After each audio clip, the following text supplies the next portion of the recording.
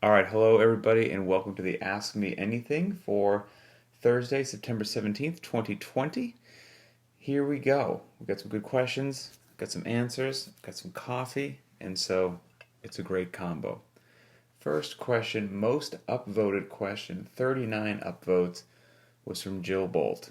The question reads, what do you think of the first 6 CrossFit Games workouts announced? What do I think about them? So, they're lovely. They're lovely. I've got them open here on another page so I don't mess up any specific details.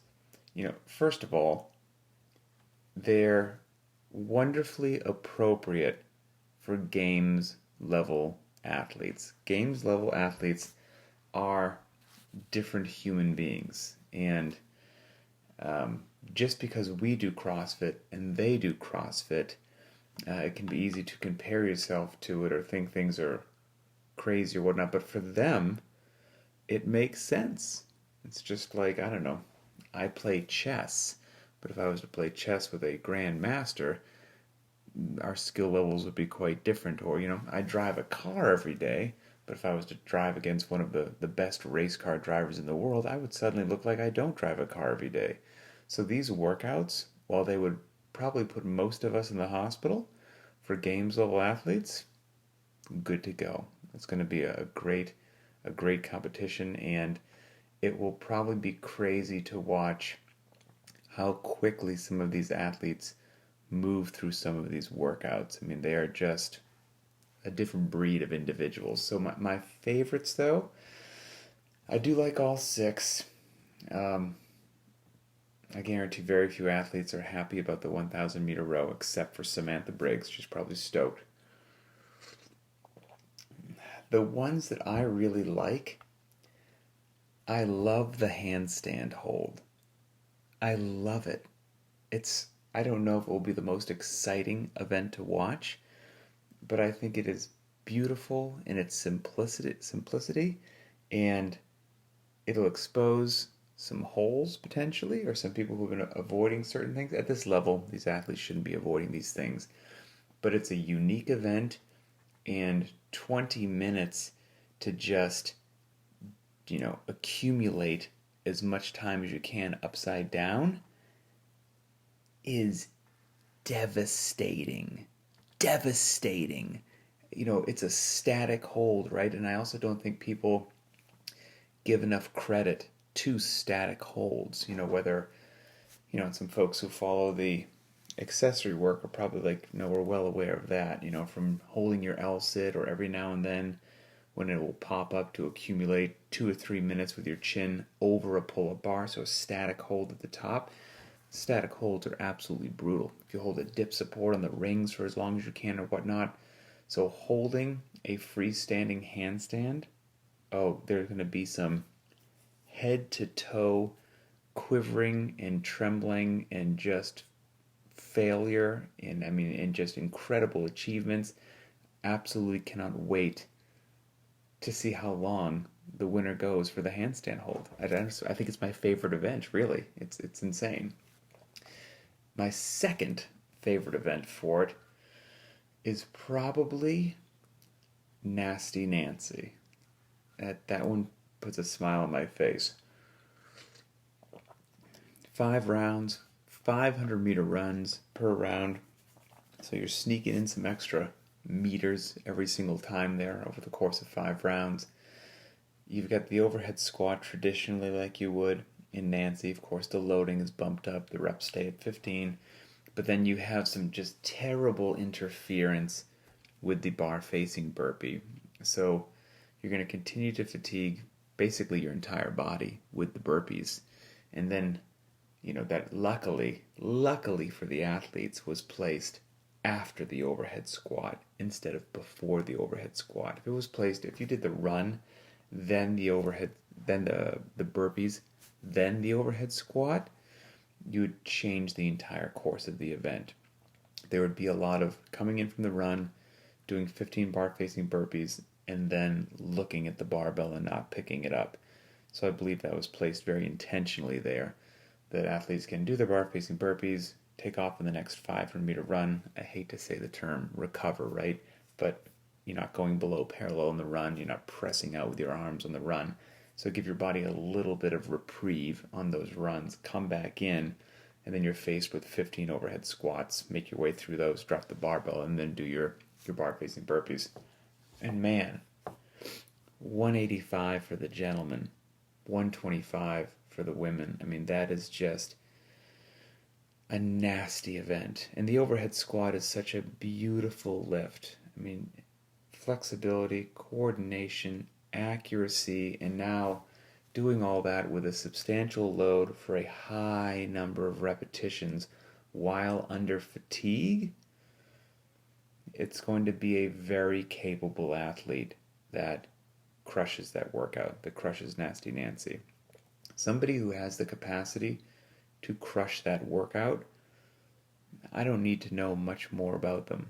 What do they get on the 1 rep max front squat? I don't want to say that I don't care, but I almost don't care.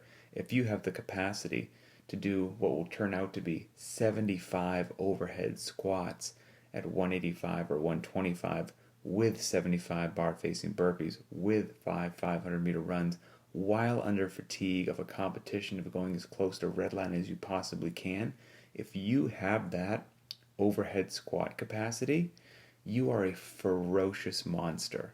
A ferocious monster. I mean, I like that. So if you couldn't tell, I like that event. They'll all be great, but that one's going to be special. Okay. So that was Jill's question. Second most upvoted. Mesos, here we go. 22 upvotes. Where is it? What has working with CrossFit taught you all of these years? If CrossFit didn't exist, do you believe you would still have followed into the health and fitness industry? So I believe when you say working with CrossFit, you basically mean working at CrossFit, not just doing CrossFit, because you followed up with, would I still be in the health and fitness industry? Would I still be, and I'll answer the second question first. Would I still be in the health and fitness industry? Most likely not. Most likely never would have got into it at all. CrossFit was 100% the driving and motivating factor that is why I'm standing here actually right now talking to everybody, and what's shaped the last 15 years of my life, and everything from how I move to how I eat to the friends that I have to the way that I analyze data, the way that I look at research, the way that I communicate, the way that I answer questions.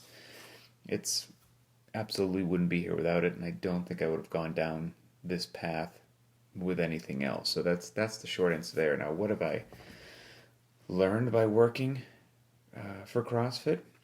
Man, when you asked me that question, I had a blank piece of paper and a pen and just started scratching stuff down. And I had to stop because the list could go on and on and on. So this list is not inclusive. It's just things that shot to the front of my mind. So, one of the greatest opportunities I had was just my time on the level 1 staff as a flow master. And so that was about 200 seminars all around the world, tons of countries, and just that interaction, the level 1 environment is such a unique environment. It's of course pre-COVID times. So you've got 50 plus people sitting in the audience. You've got a live audience, so you have to be quick on your feet, quick with answers, know your stuff. You have no clue what anybody's going to ask, so you have to be ready to answer those questions live. When you're training somebody in that environment, you have no clue when you meet them for the first time. You ask them what they have going on.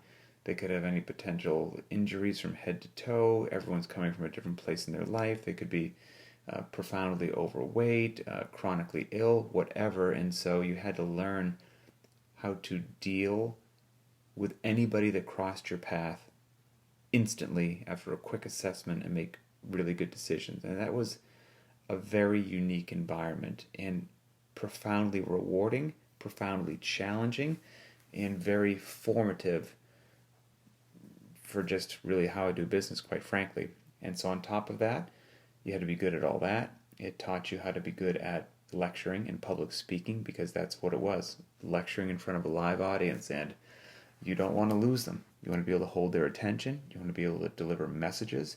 And you want to be able to walk the line well between having the appropriate amount of science or fancy words, but yet again, real common street talk that everybody can understand so that you're engaging everybody in the audience appropriately. And you have to answer that question in that same way as well. And then, as the flow master, you're kind of the guy in charge, so it helped me hone the craft of running small teams, my teams of trainers all around the world from all different cultures, all different walks of life. And it was an incredible experience that I don't know, it was in some ways, shapes and forms, very similar to what I experienced in the military. So it was familiar to me in a lot of ways, but at the same time, different. Military can be a bit harsher with how you interact with people, and this was that same, many similarities, but in a civilian setting, and it was just what I needed, quite frankly. So it was fantastic. So I learned that.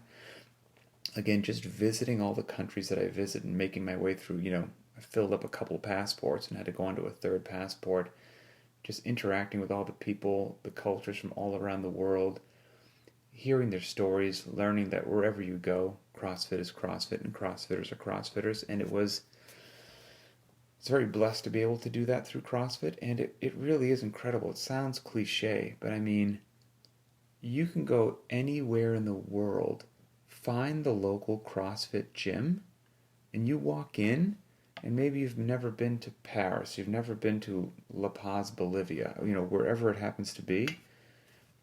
You've got a little band of friends and a little group of family immediately in what used to be a foreign, unknown place. And you've got people inviting you over or out for drinks that night or come on and get some dinner with us.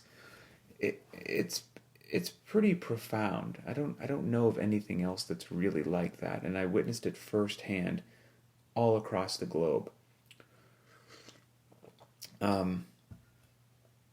The small breakout sessions of training people in real time, weekend after weekend, through the 9 foundational movements, and just trying to make people as best as you can, and learning what cue works for them, what cue doesn't work for them, and just getting all those reps in and honing your craft as a trainer in real time was incredible. And now also bear in mind, the whole time this is happening, the level 1 staff is also giving each other feedback.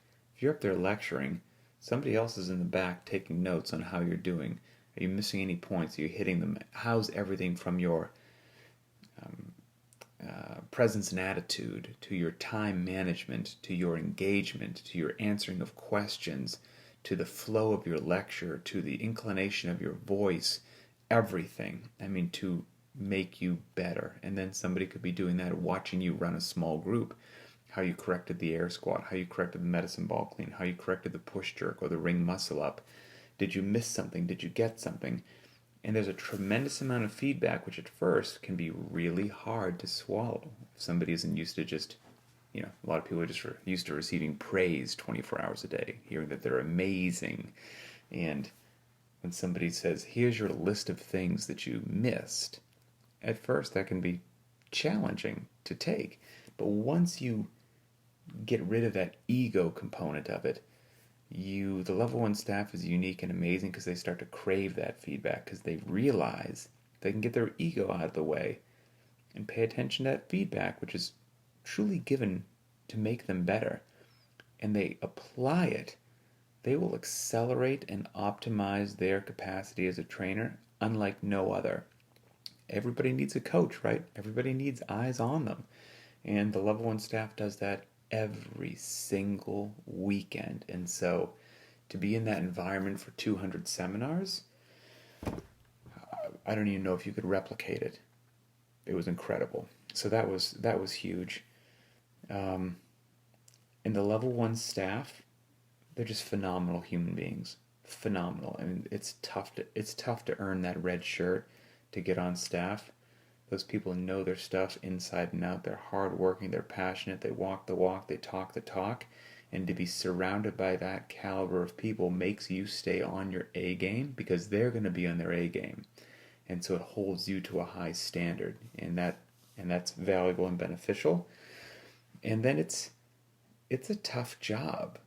I mean, you're doing things live and in person, and those people that are sitting in that audience are paying good money for you to deliver the goods. And so maybe I woke up in Denver, Colorado on a Thursday evening or Friday morning, and I'm flying to Sydney, Australia for a seminar that weekend, which is not a pleasant flight, by the way.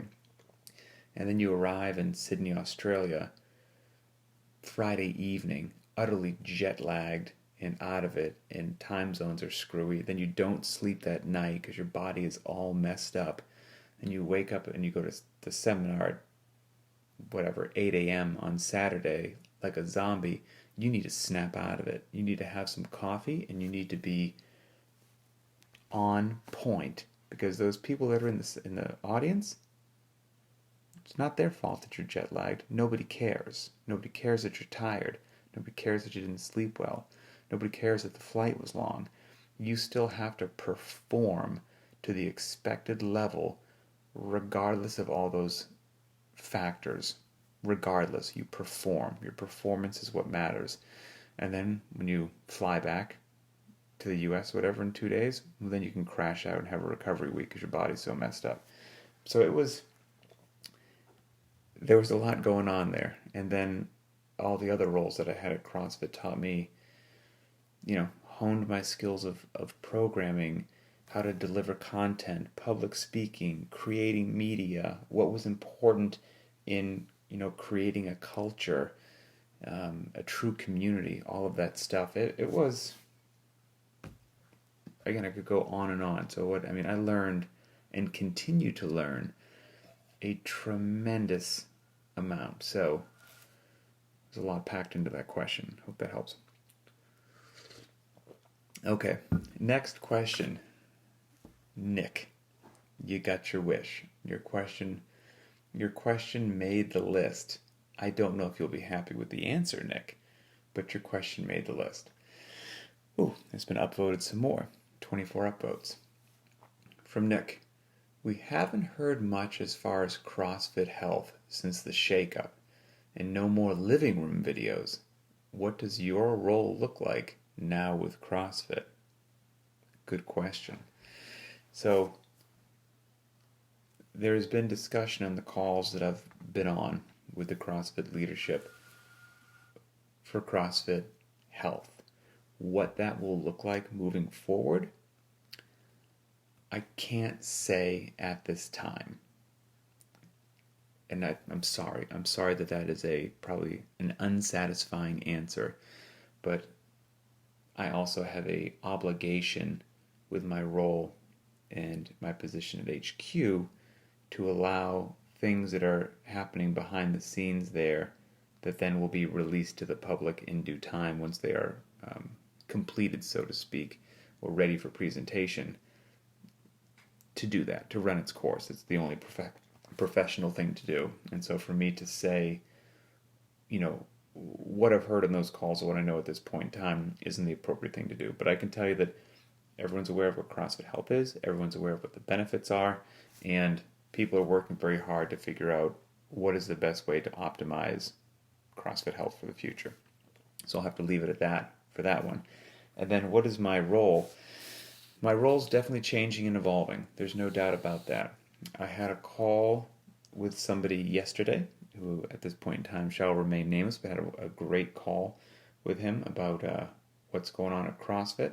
And I've got another great call set up for next week with a different individual, both of which I think are fantastic opportunities and roles and whatnot. And I can't quite say yet what it's going to be. But I can say, so I'm sorry. I know that's so unsatisfying. I apologize, Nick. You've been working so hard for that. And I don't have just hardcore facts to tell you at this point in time. But I will say, I am in a unique position. Everyone has their opinion, right? Which is fine. And I'm going to mess this up a little bit, but in Ray Dalio's book Principles, who Ray Dalio is this incredible hedge fund manager, is like a billionaire. He has this concept of believability, which means, several people might give him an opinion on something, and everyone's allowed to have an opinion, and everyone might speak in the same tone of voice and be wearing the same clothes and, be just as articulate, person A and person B. But that doesn't mean that both people have the same level of believability. Because, I don't know, maybe you're talking about, let's just say CrossFit.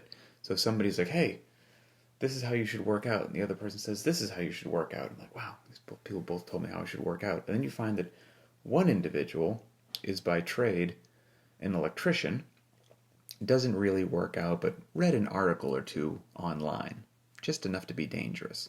And you find out the other person that gave you workout advice has been a trainer for 20 years and has all these credentials and accolades and whatnot. So both people gave you an opinion on working out.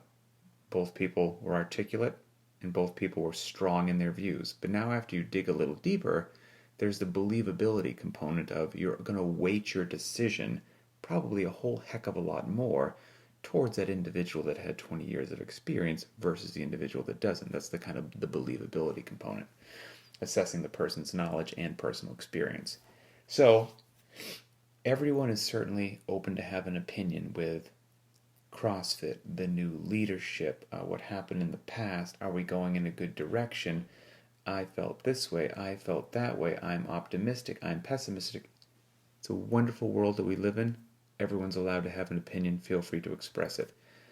However, I feel like I'm in a unique position to weigh in on this topic, having been in darn near every aspect of the community over the course of the last 15 plus years, having worked for the company for the last 14 years, having an insider's view as to what's actually going on in the day in and day out operations at a granular level, and now having been read into the new direction, having had several talks personally with the new owner Eric and whatnot, I'm here to tell you from my perspective, I'm very optimistic. I am very optimistic about the future of CrossFit. I think we are heading in a fantastic direction as a community. I truly believe that. I think good times are ahead, and I think CrossFit will put a smile on your face like never before.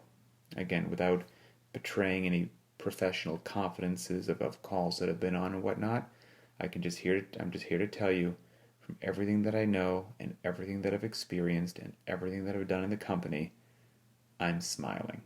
And I think it's good to go. So, I think the future is bright. Hopefully that helps. Let's see.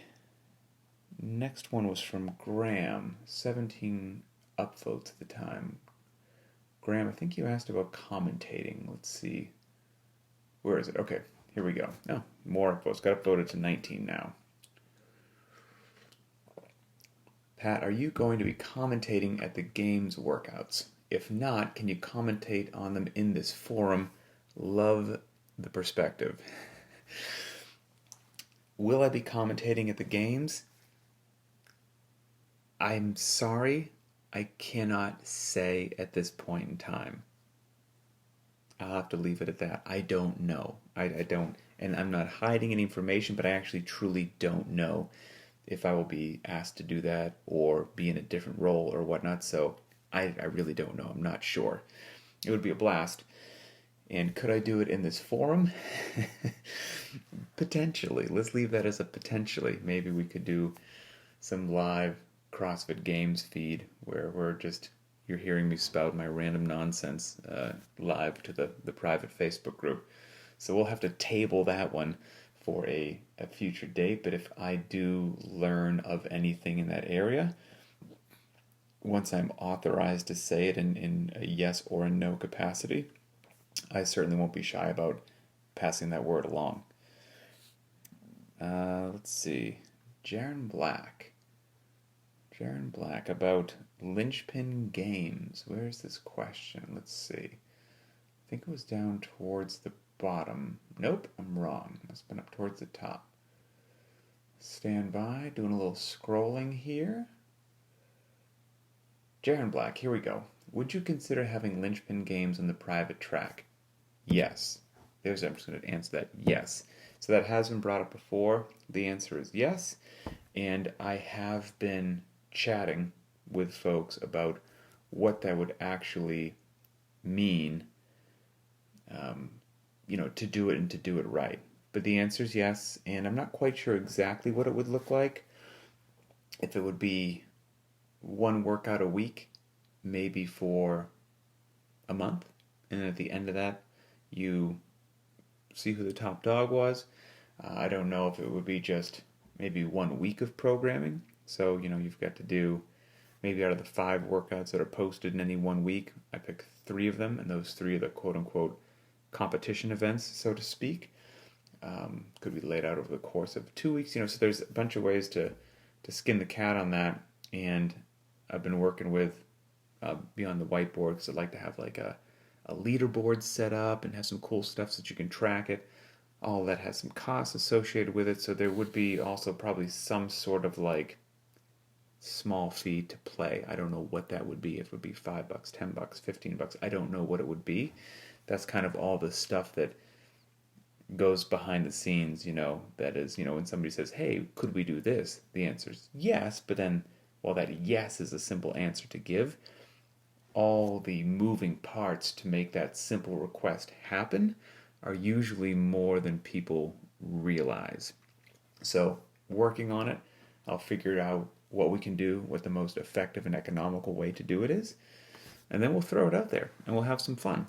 And there are also some other things that once COVID's done and whatnot, we'll have some real in-person meetups. If I happen to be heading somewhere, I'll let everybody know. We'll plan some trips and say, in a month or two, I'm going to be in this location. Anybody who wants to show up, go ahead and show up, and we'll have a workout in the park, and then everybody can go out and get coffee or something So we'll just can't wait till life goes back to a little bit of normalcy. Yeah. So Jaron Black online comps, yes, in the works. It's not only on my to-do list, but I'm having active conversations about what that can look like. But it'll take a little bit of time. There's stuff coming up with the games and whatnot, and there's some things that'll delay it a little bit. Okay, let's see. The last question was from Sydney. Sydney Dye. Here we go. Who are your picks for the top 5 men and women at the games this weekend? Great question, obviously. But, I don't have top picks at the moment, but I do have just some folks I'm looking forward to watching because I've been so consumed with some other things that I haven't been diving in with the level of detail that I, did back in the day when it was my full-time gig. But, I scrolled through the list this morning of people throwing down and competing, and I'm always looking forward to seeing Tia. What kind of form is she in? I'm sure she'll be in top form, no doubt about it. I think Haley Adams is a very exciting athlete. She's young, came out of the teen competition, and not only held her own, not only, didn't make herself look foolish, like, oh, I'm out here with all the women now, I'm going to get my butt kicked. That did not happen at all. She was a force to be reckoned with already. And so I was very impressed with how she competed, and I'm looking forward to seeing how she looks after another year of training.